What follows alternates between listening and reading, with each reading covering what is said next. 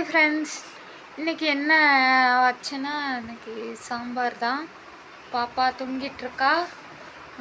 சாம்பார் இன்றைக்கி எப்படி திரும்ப வச்சேன் அதை நான் காட்டலை, எடுக்கலை. அதனால் வாயாலேயே சொல்லிடுறேன்.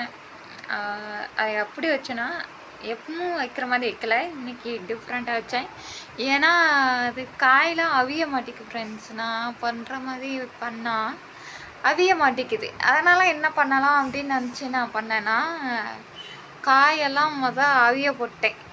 தண்ணி ஊற்றி உப்பு போட்டு மஞ்சத்தூள் போட்டு மிளகாத்தூள் போட்டு, ஏன்னா கேரட்லாம் போடுறோம்ல இனிப்பாக இருக்கும் இல்லையா, அதனால கொஞ்சமாக உப்பு மிளகாத்தூள் மஞ்சத்தூள் எல்லாம் போட்டு தண்ணியில் போட்டு நல்லா வேக விட்டேன் ஃப்ரெண்ட்ஸ். நல்லாவே வெந்துருச்சு, செம்மையாக இருந்துச்சு. காயெல்லாம் நல்லா பசுமையாக வெந்துருந்துச்சு. அதுக்கப்புறம் அந்த பருப்பையும் பூண்டு மஞ்சத்தூள் அதெல்லாம் கொஞ்சம் உப்பு போட்டு அதையும் வேக வச்சுக்கிட்டேன்.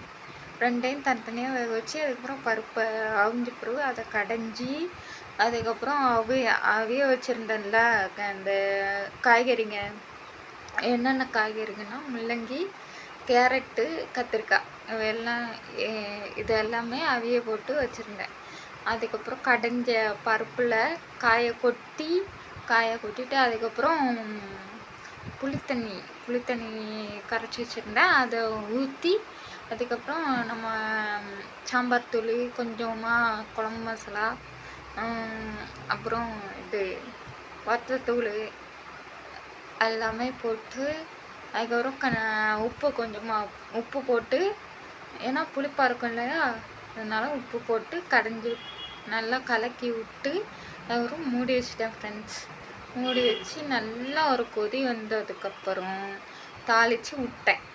எண்ணெய் வச்சு எண்ணெய் ஊற்றி கடுகு போட்டு அதுக்கப்புறம் வெங்காயம் போட்டு அதுக்கப்புறம் கருவேப்பிலை, தக்காளி எல்லாமே போட்டு ஒரு தாளித்து விட்டு தாளித்து ஊற்றியாச்சு. குழம்புல ஊற்றிட்டு அதுக்கப்புறம் கொஞ்சம் நேரம் மூடி வச்சுட்டு அதுக்கப்புறம் திறந்து கொத்தமல்லி தழை கொஞ்சமாக போட்டு அதுக்கப்புறம் எடுத்தேன் ஃப்ரெண்ட்ஸ். செம்ம ஃப்ரெண்ட்ஸ், உண்மைக்குமே நான் சொல்லணும், செம்ம காசு தான்.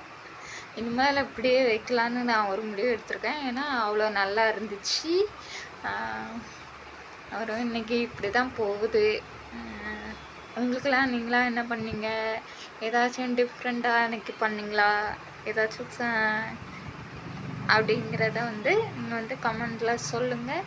இன்றைக்கி நான் இன்னொரு அதிசயம் கூட, ஏன்னா நம்ம பக்கத்தில் போனாலே அது ஓடிடும். அப்படி இருக்கும்போது நான் ரொம்ப கிட்ட கொண்டு போயிட்டேன் செல்லை ஆனால் பயப்படவே இல்லை. அதையும் நாங்கள் இந்த வீடியோவில் காமிக்கிறேன். இந்த வீடியோ பிடிச்சிருந்தா மறக்காமல் லைக் பண்ணுங்கள், ஷேர் பண்ணுங்கள், கமெண்ட் பண்ணுங்கள், மறக்காமல் சப்போர்ட் பண்ணுங்கள்.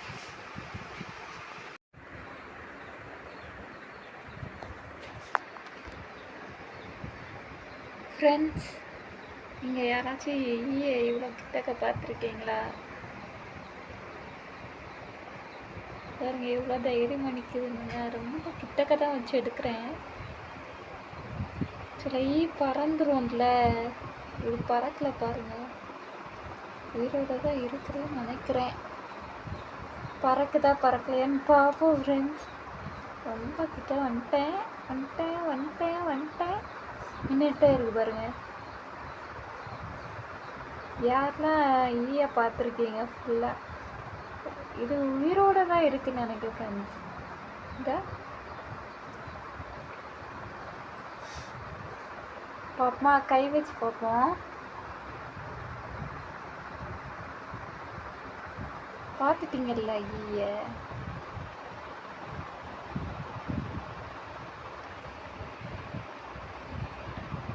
பறந்துருச்சு பார்த்தீங்களா?